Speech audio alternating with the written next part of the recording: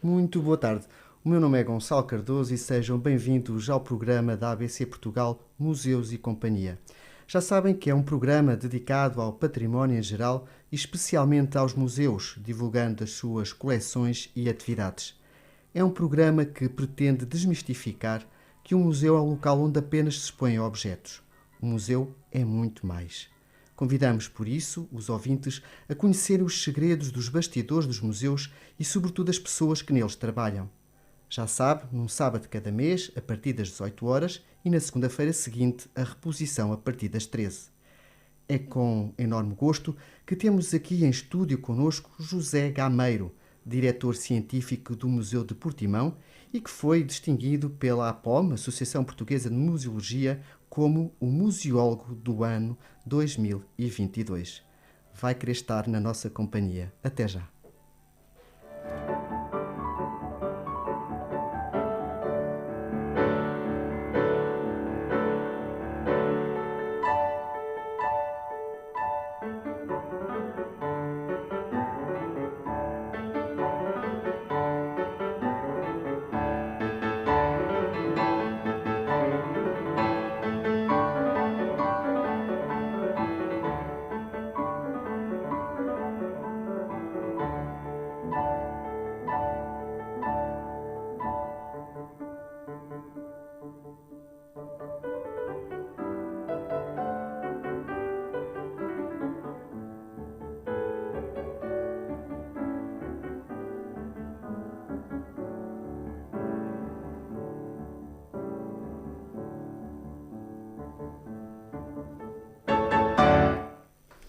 Grande José Gameiro, muito boa tarde. Como é que estás? Olha, estou ótimo, depois desta viagem que fiz aqui ao Castelo de Orém, não é? E Muito a conhecer bem. esta cidade, que não conhecia.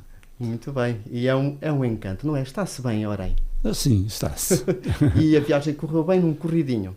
Sim, mas 3 horas e pouco, não foi muito, desde o Algarve até desde Portimão, não é? Muito bom caminho até aqui a Orém. E, de facto, não é a primeira vez. Encontramos há pouco tempo no encontro da rede de museus do Médio Tejo, onde falámos realmente da importância das redes e que também podemos voltar aqui a falar. E eu tive o maior gosto realmente de moderar uma mesa redonda neste mesmo encontro dos museus do Médio Tejo. Obrigado por estares aqui pela primeira vez na ABC Portugal e neste programa Museus e Companhia, e estamos certos que estarás em boa companhia.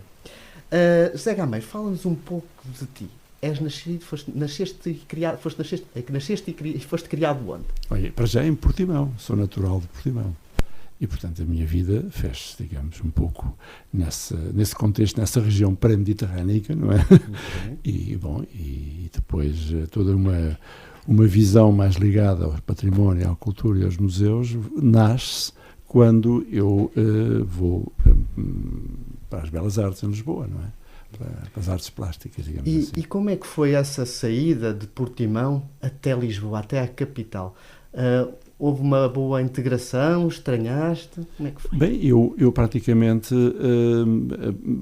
há vários casos interessantes, porque nessa altura, atenção, eu fui para as Belas Artes após o 25 de Abril e, portanto, nós tínhamos uma relação, digamos assim, de horários um pouco diferentes, não é?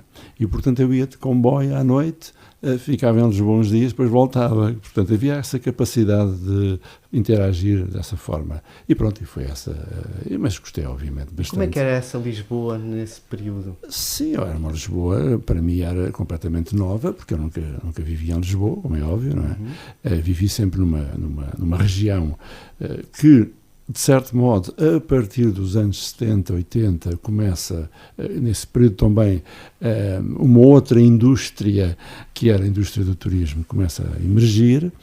Eu vinha de uma cidade muito ligada à atividade conserveira, à atividade pescatória, marítima, portanto, havia essa relação enorme com o mar, porque nós estamos ali em frente do Oceano Atlântico, e, portanto, foi completamente uma experiência social completamente diferente, não é? Muito bem. Mas muito enriquecedora. E em relação ao curso, portanto, de artes plásticas na Faculdade de Belas Artes, esse curso correspondeu às expectativas? Sim, muito, até porque foi aí exatamente, e até porque estava também algumas vezes mais em Lisboa, que eu frequentei também uns cursos ligados na altura ao património industrial, por exemplo, no Centro Nacional de Cultura, ali perto do Teatro de São Luís, ali perto das Belas Artes, e depois tive as disciplinas de museologia, enfim, ligadas também digamos, àquilo que no fundo nós, enquanto estamos a estudar nessa escola, nós temos um desafio muito grande, que é no fundo o desafio que se põe também a quem cria um museu, ou seja, nós temos que desenhar a partir de uma folha em branco. E, portanto, quando há situações que nós não controlamos inteiramente e que estão em branco, nós temos que criar algo. E isso foi um bocadinho que me deu também essa relação com o património, com a necessidade de que não havia uma página em branco em Portimão sobre a parte, digamos, de património e museologia. Nunca tinha havido qualquer experiência nesse sentido. Uhum. E, portanto, eu quando regresso e quando vou para professor de educação visual, não me vou limitar a olhar para o mar, mas vir-me um pouco para a cidade e para o património que nós tínhamos e que corria o risco de desaparecer, porque nessa altura as fábricas de conserva estavam a fechar, havia, portanto, problemas de arqueologia subaquática derivada das dragagens que estavam a acontecer no Rio Arade e que lançavam para a praia os milhares de artefactos. Portanto, havia ali uma potencial, momento de ou é agora, ou então não temos capacidade nenhuma de manter a nossa história e a nossa memória e a nossa identidade um pouco mais forte e viva, não é? Uhum. Mas voltando ao tempo da faculdade, foi aí que entraste no mundo dos museus, ou já antes, ou na infância, na adolescência, já visitavas museus, se foste sensível para essa área? Havia muitos poucos museus na minha infância no Algarve, como é óbvio, mas uma das coisas fortes foi entrar num grupo que se chamava Grupo de Amigos de Portimão, o GAP. O Grupo de Amigos de Portimão tinha uma valência, digamos, de estudar história local, de cinema, cineclube, de grupo coral, portanto, e começamos a fazer as primeiras exposições, por exemplo, através desse grupo. E isso deu, obviamente, que dentro dessa altura a minha preparação, que foi começando a acentuar-se também a nível gráfico, a nível, digamos, não museográfico logo no termo, mas a nível de conceber e de perceber melhor digamos, toda uma dinâmica criativa, digamos, para alguém que vai haver uma obra, digamos, de fora para dentro. Digamos, é essa, no fundo, a nossa realidade. Muito bem. Portanto, no decorrer do curso, depois houve um estágio fora de Portugal, no museu.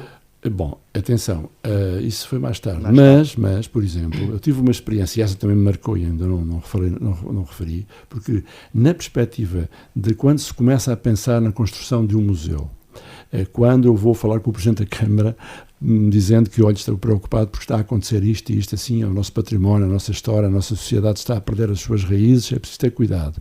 E ele disse-me, então está bem, vais fazer uma comissão instaladora do museu. Bom, e aí as coisas começaram, eu estive a coordenar essa comissão com mais uns colegas, professores, e nessa perspectiva aconteceu outra coisa muito, muito importante, foi o grupo da Unesco realizou um seminário no Algarve com o Per-Uno Agren, que era um museólogo sueco, muito importante na altura, e que eu consegui ter acesso a esse curso, digamos assim, e aí comecei a perceber, e o tema era museus e populações, ou seja, de que maneira, já nessa altura, no final dos anos 70, estávamos a falar da relação dos museus com a sociedade, coisa que de tudo não era bem a prática museológica nesse momento, não é?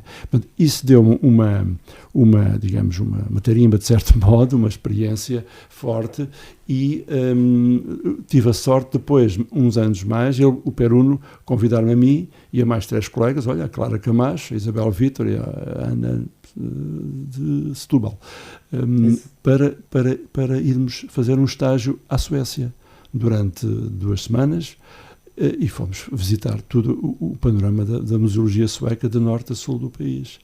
Mais tarde, e aí é que começa o outro estágio, eu, entretanto, acabo as Belas Artes, mas depois entro no mestrado na Universidade do Algarve de Património, com a Universidade de Paris 7 e a Universidade do Algarve. E um dos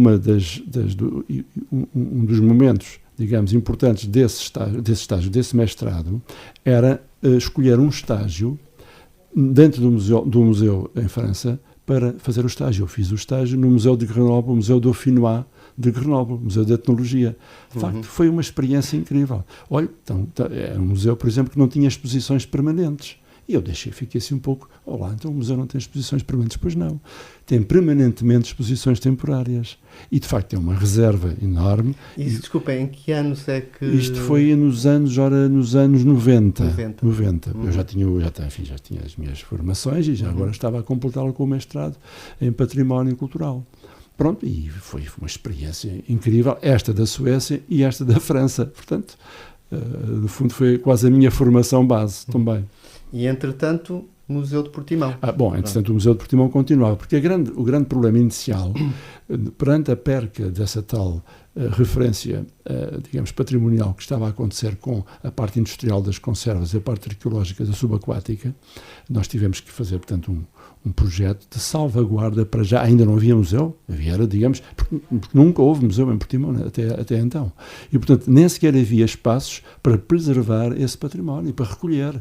Portanto, essa foi a nossa primeira grande opção, que era encontrarmos armazéns, e aí tivemos o apoio de alguns industriais, para guardar as centenas, as máquinas, os materiais, as peças, a documentação, também que era muito importante, que estava nos arquivos das fábricas, dos estaleiros, toda essa panóplia, digamos assim, de património mais da vertente industrial, mas simultaneamente criar uma equipa de arqueólogos de subaquática, que era uma coisa também que não existia muito, em colaboração com o CNAS, o Centro Nacional de Atividades Náuticas e Subaquáticas, na altura dirigida por Francisco Alves. Em conjunto construímos um estaleiro para trabalhar e recuperar todos esses materiais que estavam submersos no rio e que corriam, obviamente, o risco com as dragagens de serem deteriorados e desaparecerem, não é? E que recordações é que guarda desse primeiro período? Histórias, dificuldades também, ou surpresas? Não, obviamente tivemos que manter a nossa teimosia, a nossa insistência, porque havia às vezes questões muito importantes por vezes tinham que ser ultrapassadas, como por exemplo as questões financeiras, as questões de recrutamento de recursos humanos, equipamentos também de recuperação e de tratamento dos materiais, e portanto a pouco e pouco a equipa começa a surgir, começa-se a perceber a amplitude deste projeto e finalmente em 96 a autarquia de Portimão, a Câmara, adquire a antiga fábrica à Fundação Oriente, na altura. Não sei se seria para fazer algum casino, algum hotel, não sei, mas, de facto, felizmente, a antiga fábrica de conservas Feber-Manos foi adquirida.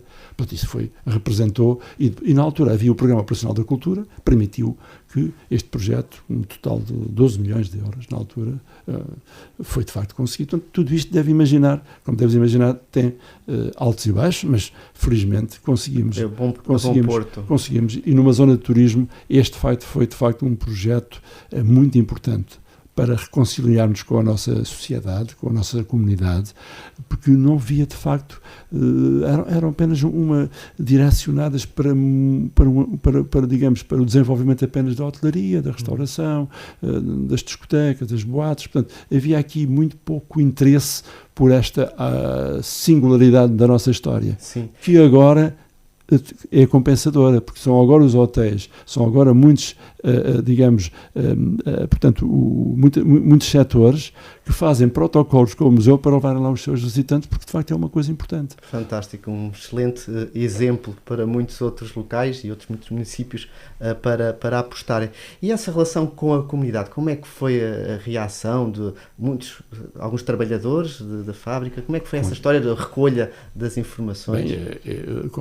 Se visitarem o Museu de Portimão, vão ter essa oportunidade de perceber a importância de dar voz e presença e tratar, toda essa história de Portimão de uma forma quase na primeira pessoa também, dos testemunhos que nós recolhemos e, aliás, ainda mantemos. Quer dizer, portanto, o museu não acaba quando é inaugurado, o museu começa quando é inaugurado. Sim. Quando é aberto, o museu começa. E a relação com a comunidade mantém-se até hoje. Há projetos hoje que passam muito, não só pela continuidade da recolha. Nós tínhamos um projeto que se chamava O Museu Bate à Porta da Nossa História, onde nós íamos bater à porta, digamos, dos principais elementos dessa comunidade, que tinham histórias importantíssimas e muito interessantes para serem registadas, e isso está a acontecer ainda, quer os pescadores, quer os taleiros, quer nas conserveiras, e, inclusivamente, tivemos o prazer de saber que uma empresa artesanal foi criada na outra margem do rio, a Conserveira do Sul, salvo erro, porque um dos seus elementos, que era belga, visitou o Museu de Portimão e ficou espantado como é que com tanta, digamos, com esta dinâmica e com esta riqueza marítima à volta de Portimão, não havia mais fábricas de conservas naquela altura. E então criou uma nova fábrica, neste caso artesanal, um pouco mais pequena, mas muito interessante. Muito bem.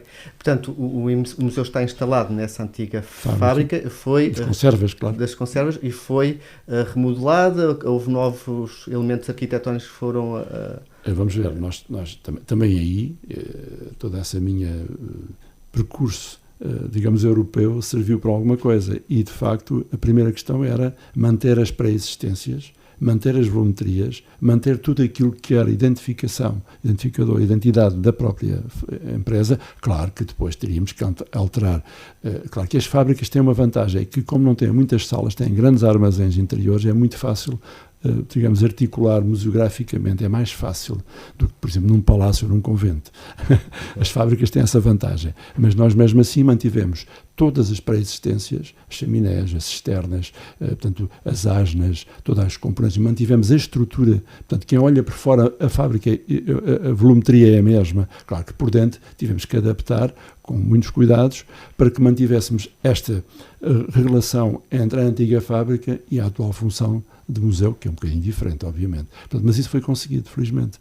E, portanto, aliás, também outro elemento muito importante que conseguimos recuperar e restaurar foi o antigo guindaste, o Marion 2, porque havia o 1 e o 2, que vieram para Portimão em 48, depois da Segunda Guerra, substituíram os guindastes a vapor, e vieram também para Leixões, para Vila de Santo António, portanto, e o Marion é a cidade do Hawaii onde se fabricava estes equipamentos, e tem uma história muito curiosa, é que, portanto, neste momento o guindaste é nosso, digamos assim, é da cidade, é património de todos, está junto ao cais, onde sempre esteve, para fazer as cargas e descargas, e tem uma relação muito interessante, é porque esta fábrica que construiu o Marion foi a mesma que construiu, digamos, todas as grandes escavadoras que abriram o canal do Panamá. Steve Shovel Company de Hawaii, de Marion, a cidade. E, portanto, há aqui histórias muito interessantes que nos ligam também ao mundo. Portanto, é porque as conservas ligam-nos a todo o lado, porque vinham para todo o mundo, exportadas. Mas pronto, esta é uma realidade que, no fundo, temos estamos a manter e estamos a conseguir, de facto, um ativo muito importante para esta região. Muito bem. Vamos, então, entrar no museu, para os nossos ouvintes, quando tiverem a oportunidade de ir até ao Algarve e até Portimão. O museu está aberto de terça a domingo? Sim, exatamente. Está encerrado às segundas? O horário? Está encerrado às segundas, como é normal em todos os museus do mundo, e à terça de manhã. E depois abrimos à terça à tarde até às 6, e depois todos os dias das 10 às 6, sem interrupção. Sem interrupção. Por outro lado, temos o outro serviço público, que é o Centro de Documentação e o Arquivo Histórico. Como eu falei há pouco, de toda a documentação que nós registramos, e também toda a documentação das antigas atas municipais, das fotografias dos grandes fotógrafos de Portimão, dos mais antigos, portanto, todo esse conjunto de informação documental que interessa não só à história de Portimão, mas também pode ser pesquisada, analisada por qualquer elemento do público, e também pelos investigadores e pelos estudantes, obviamente. E esse horário do centro de documentação, que funciona ao lado do museu, está integrado, é de segunda a sexta. Muito bem. E para visitar o museu, há um ingresso, há um valor a pagar? Sim, um valor simbólico de 3 euros, portanto não é nada especial. Com os habituais descontos?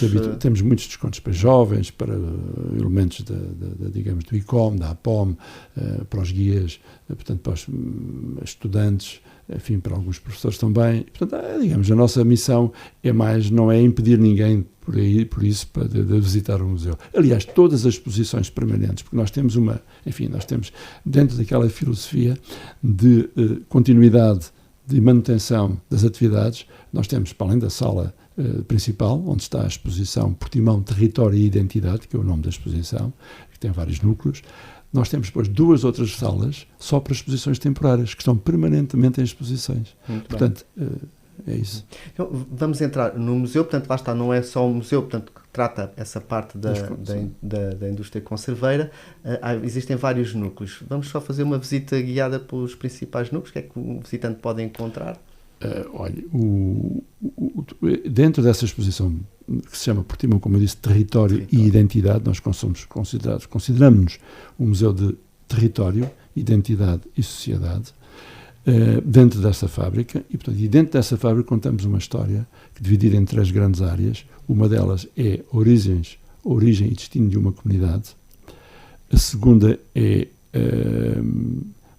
salvo erro, a vida industrial e o desafio do mar.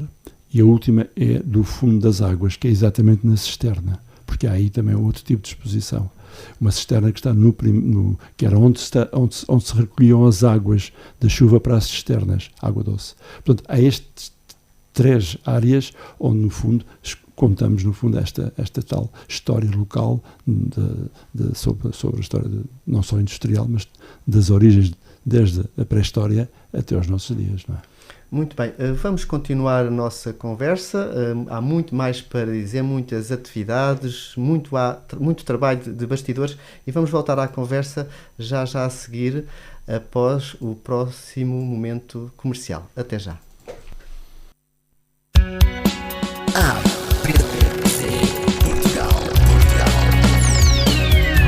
ABC Portugal 92.3 FM. E voltamos à conversa com José Gameiro, do Museu de Portimão. Fizemos uma visita guiada ao museu, mas o que é que podemos encontrar ao longo do ano? Que atividades é que podemos encontrar no Museu de Portimão? Bem, de facto, desde logo, como eu disse, temos um conjunto de exposições temporárias. Temos 2 salas, já estão sempre permanentemente ocupadas e de vez em quando até no próprio grande hall da entrada do museu se fazem exposições. Portanto, nós este ano, enfim, já vamos com talvez 6 ou 7 exposições e, portanto, quem for lá em dezembro, como é o caso, vai ver 2 novas exposições que abrimos no Dia da Cidade. Justamente a corrida fotográfica, a 22ª corrida fotográfica de Portimão, há 22 anos que nós pomos, digamos assim, levamos as pessoas e desafiamos as pessoas a fotografar Portimão hoje, segundo temas, obviamente, ligados ao património, e, portanto, esse é um desafio anual, e também uma exposição sobre, enfim, os problemas climáticos que hoje atravessamos, que se chama Planeta em Fúria, do Bruno Gonçalves, que é um portimonense também, e que é, de facto, um retrato de problemática e de um alerta que os museus também hoje devem fazer, de um ponto de vista contemporâneo, destes problemas também. Uhum. Essas são as 2 exposições. E essa exposição de fotografia, portanto, há muita gente a participar, e são 22 anos interruptos. Não é? Interruptamente, porque, por exemplo, nos anos da pandemia, quando não podíamos fazer, porque a nossa ideia é trazer a Portimão em maio, normalmente é em maio, portanto, os fotógrafos amadores para fazer esta corrida em Portimão. Simplesmente nos anos da pandemia, fizemos online e correu muito bem.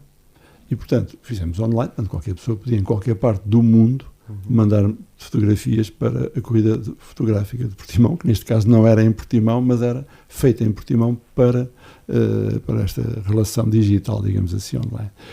Este ano fizemos exatamente, portanto, no fundo isto também é uma maneira de uma espécie de coprodução, digamos, é um museu com a população fotógrafa que faz a exposição. Portanto, não parte só do museu.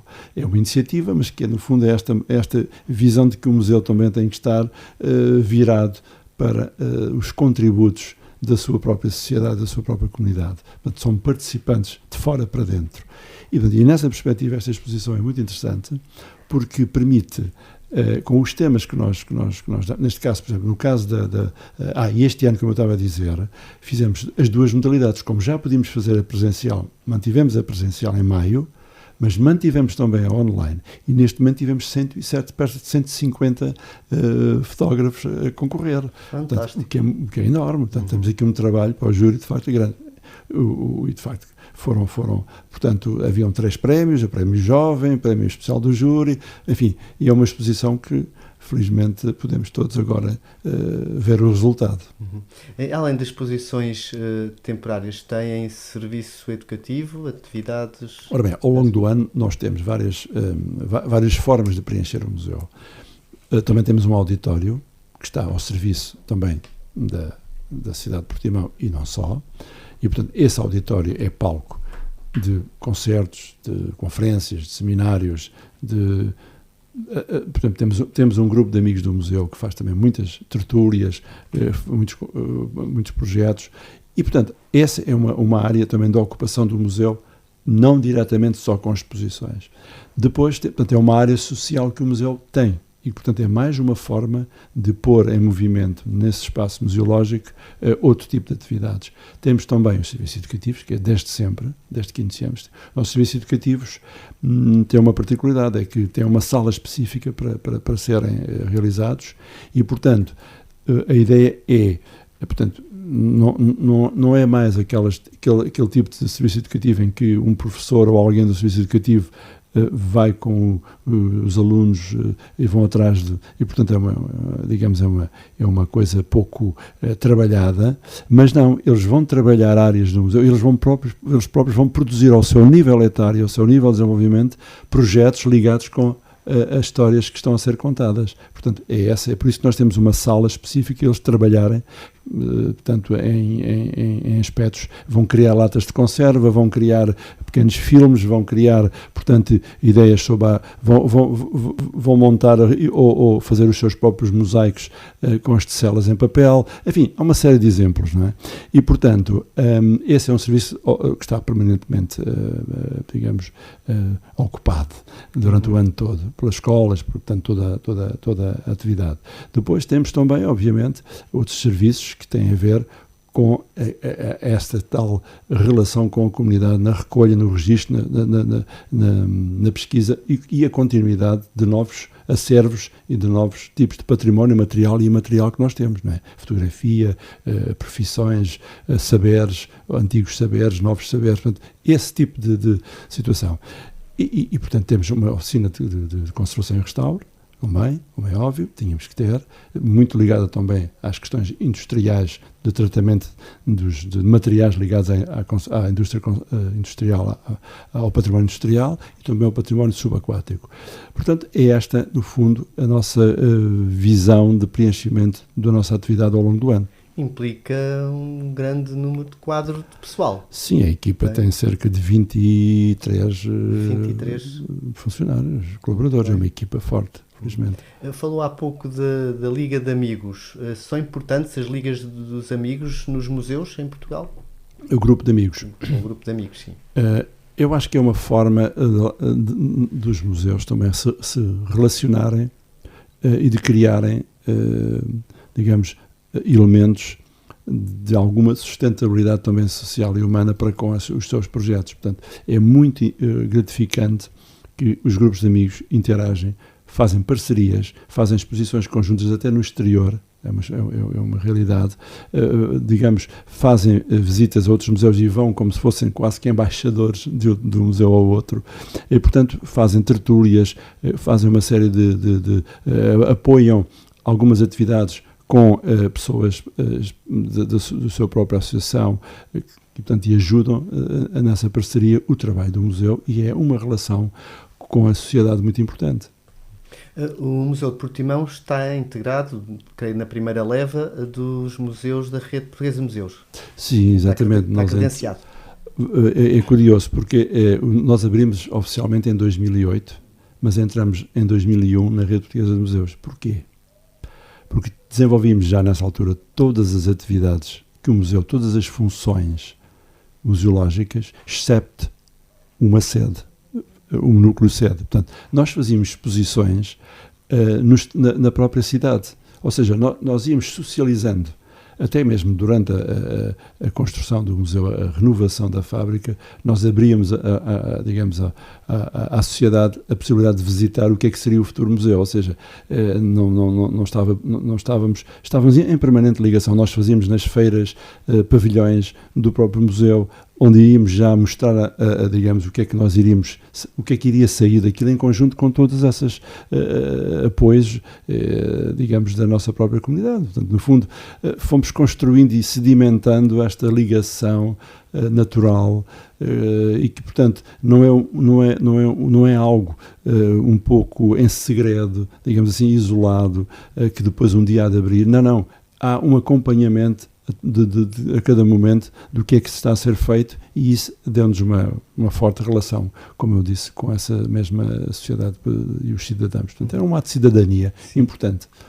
E estar integrado na rede portuguesa de museus, portanto, são credenciados, têm a oportunidade de se candidatar a apoios financeiros, que são sempre bem-vindos. Sim, ora bem, a ideia de rede em si é, de facto, muito importante. Independentemente do seu funcionamento, seja um pouco mais ativo ou menos ativo. Mas a ideia de rede, que foi criada pela criação também da rede portuguesa de museus, é de facto, há 22 anos, praticamente 20 anos, era de facto uma situação inovadora para a nossa realidade. Nós nunca tínhamos tido essa visão de uma rede nacional que de facto interagisse e interligasse os museus. E, portanto, foi uma experiência muito positiva. E eu creio mesmo que o facto de existirem depois outras redes regionais, locais, temáticas, geográficas, etc.,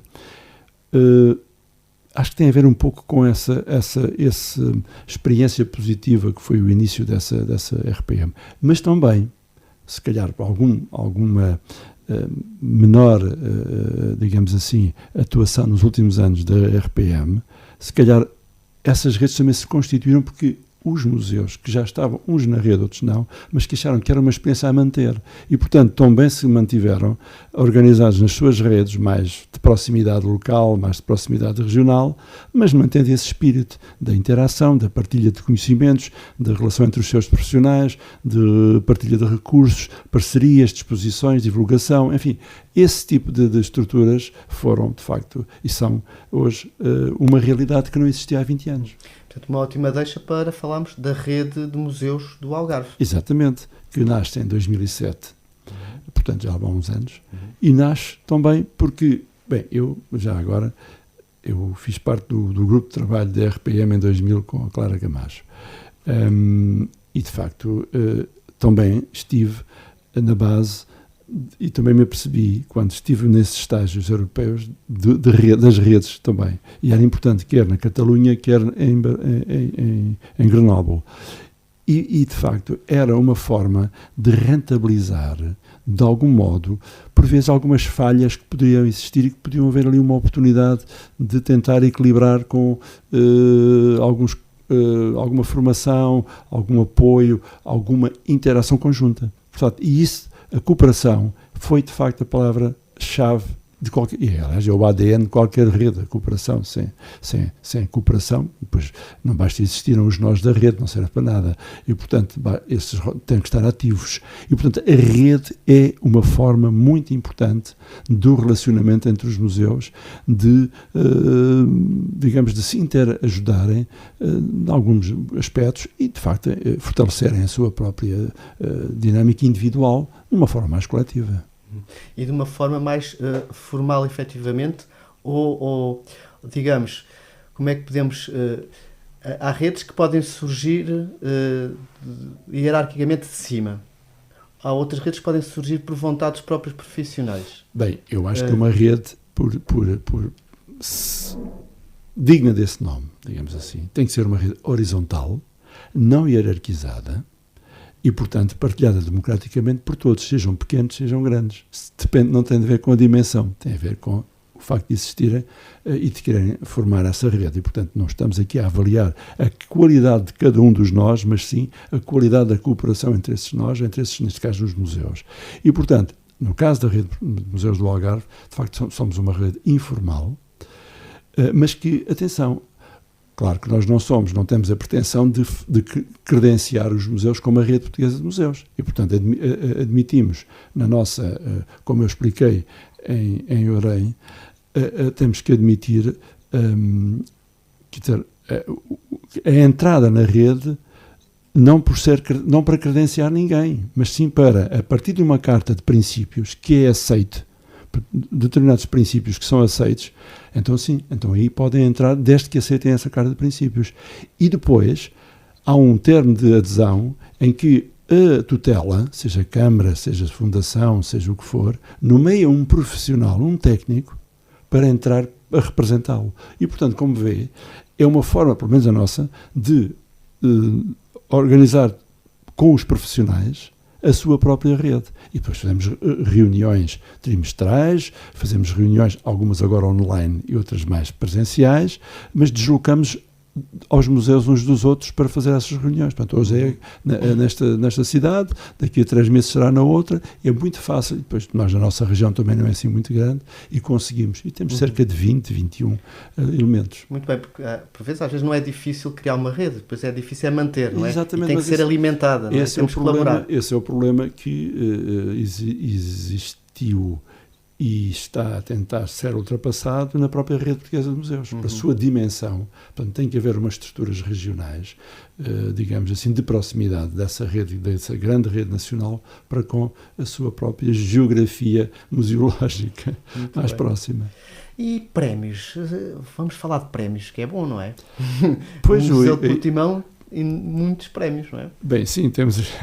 Bom, é assim, nós tivemos em 2010, por exemplo, nós fomos visitados por o júri do EMEA, do European Museum of the Year Award, ou seja, o Prémio Museu Europeu do Ano e Museu Conselho da Europa, que são as duas principais distinções desse prémio e do Conselho da Europa.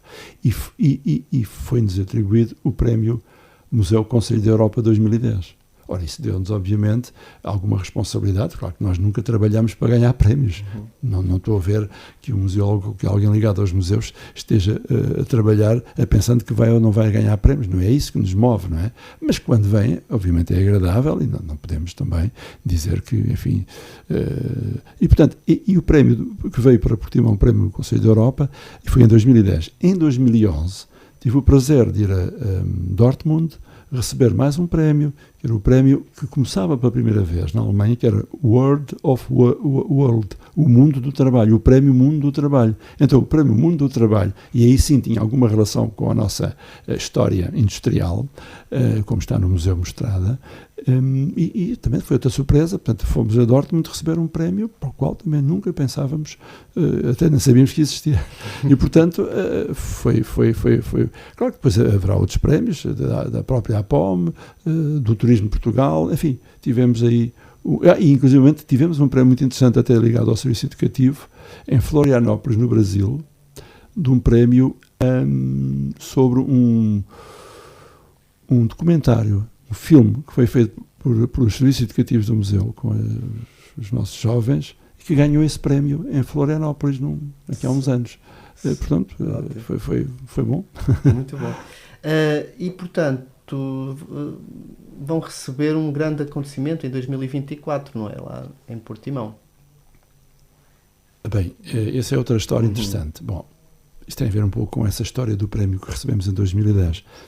Depois, portanto, nós não estávamos nada, não sabíamos muito bem isso do EMEA, o que era isso, o que é que não é, mas eu pessoalmente fui convidado depois, em 2011, para integrar o júri do Prémio Europeu do Ano e Conselho da Europa.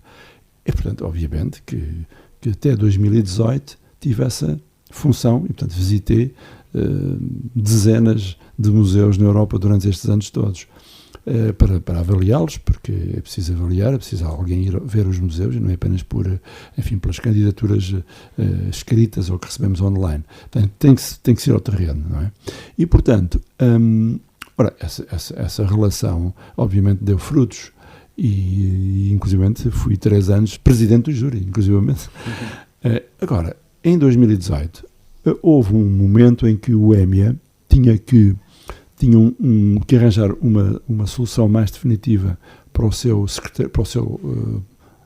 lugar onde era o secretariado que estava em Milão, mas que havia um problema, tinham que sair. E houve nessa altura um problema com uma situação inesperada, e o Museu de Portimão e o município achou muito por bem que o museu pudesse ser o secretariado, a casa do EMEA, digamos, neste momento, que é. E é onde recebeu os arquivos que o EMEA tinha desde 1977, desde a altura do Kenneth Hudson. Portanto, são 45 anos da história deste prémio e dos museus europeus, que vieram de Liverpool, Milão e Berlim, que vieram para o Museu de Portimão, para o Centro de Documentação onde estão a ser tratados e que serão depois abertos e divulgados.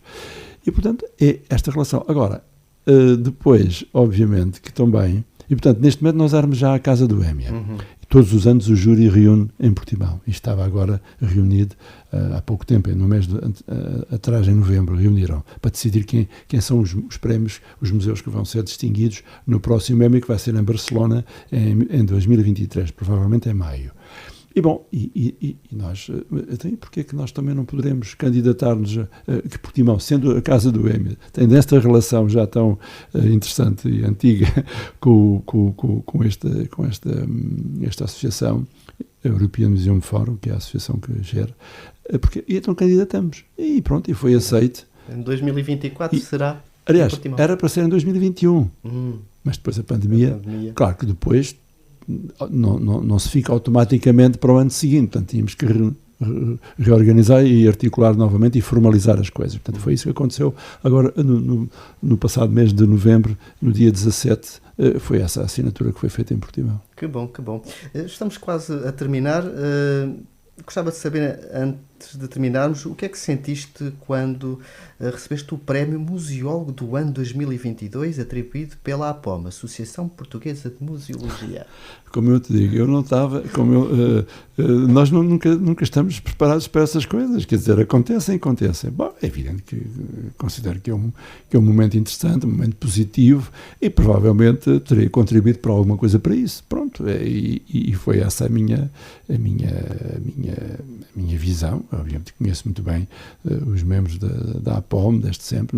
Aliás, o próprio APOM e o João Neto eram os correspondentes nacionais do EMEA. Portanto, não havia, nunca pensei que isso viesse a acontecer, mas aconteceu, bem, e pronto, vou aceitar, não vou dizer que vou aceitar como tu gostas, e aceitei como tu gostas. E muitos parabéns, e muito bem atribuído. Finalmente, qual é o teu sonho para o Museu de Portimão? Ou há mais que um sonho? Não, quer dizer, o sonho é que ele continue a ser aquilo que possa se tornar ainda mais inclusivo, mais acolhedor, que tenha o sentimento de pertença, que a sua sociedade, que a nossa comunidade sinta-o como seu, e, portanto, e que continue a defender todo um património, toda uma história que nos momentos decisivos. E, portanto, o sonho é uma manutenção positiva de todo este trabalho e que depois alguém continue este trabalho de uma forma até se calhar ainda melhor. Muito obrigado, José Gameiro, pela tua presença aqui no programa Museus e Companhia. Foi uma honra muito grande ter-te aqui. Parabéns pelo teu trabalho, pelo rigor e sempre entusiasmo. Um grande abraço museológico, é assim que normalmente terminamos. Um grande abraço museológico, é aquele abraço que se conserva. Caros ouvintes, despedimos por hoje, relembrando que o Museus e Companhia é transmitido num dos sábados de cada mês, a partir das 18 horas, e depois a reposição do programa na segunda-feira seguinte, a partir das 13 horas. Feliz Natal e um ótimo Ano Novo. Até ao próximo mês de janeiro. Estejam atentos e visitem os museus. Obrigado.